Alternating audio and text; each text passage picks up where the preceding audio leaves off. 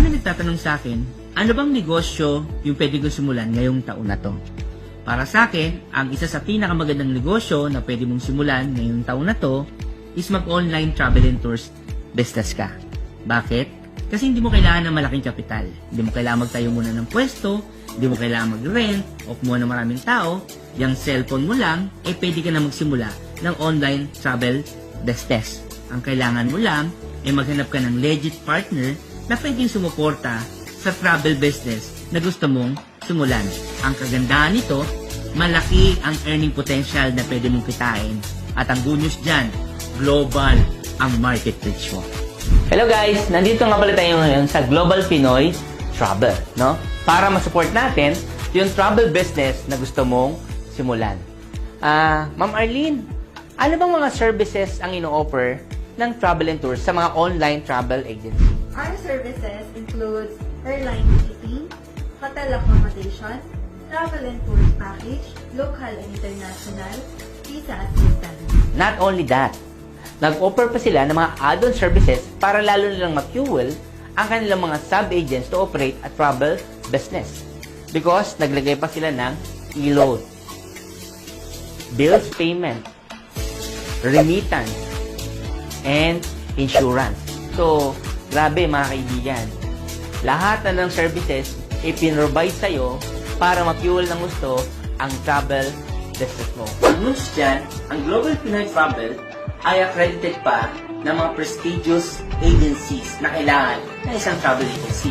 Katulad ng IATA, PTAA, UCTA, PILTOA, at marami pang mga agencies na kailangan salihan ay member ang Global Pinoy Travel. Not only that, dahil ang Global Pinoy Travel ay 12 years nang nag-ooperate sa industry, ang dami na niyang awards na natatanggap, especially sa mga airlines dito sa Pilipinas, katulad na lang ng Cebu Pacific. These are the few awards na meron ng Global Pinoy Travel. So, unang award nila ay noong pang 2018.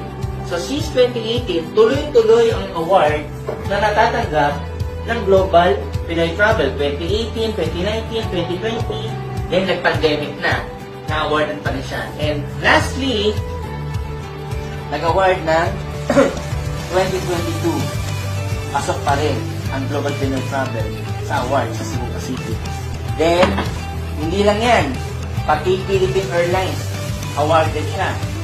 Then, Air Asia. Tama? Ang daming awards na natatanggap ng Global Pinoy Travel. Kaya, alam mo na ngayon kung saang travel agency ka pwedeng sumali para ma-fuel yung travel business mo. And recently, this 2024, nagbigay ng awards again ang tatlong airlines. Ang good news dyan, meron na naman tayong award sa Air Asia, sa Crimson Hotel, Alabang, awarded na naman siya.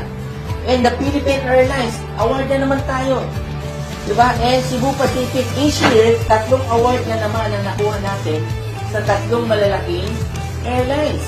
Kaya, kaibigan, kung magsisimula ka ng travel business, siguraduhin mo, yung sasalihan mo, ay yung siguradong may bibigay ang mga travel requirements na kailangan mo para mapatakbo mo ang iyong travel business. Kaya mga kaibigan, sa lahat na nangangarap dyan na magsimula ng business, again, travel and tours ang isa sa pinaka-hotcake na business na pwede mong simulan para kumita ng maganda at makuha mo ang mga pangarap mo.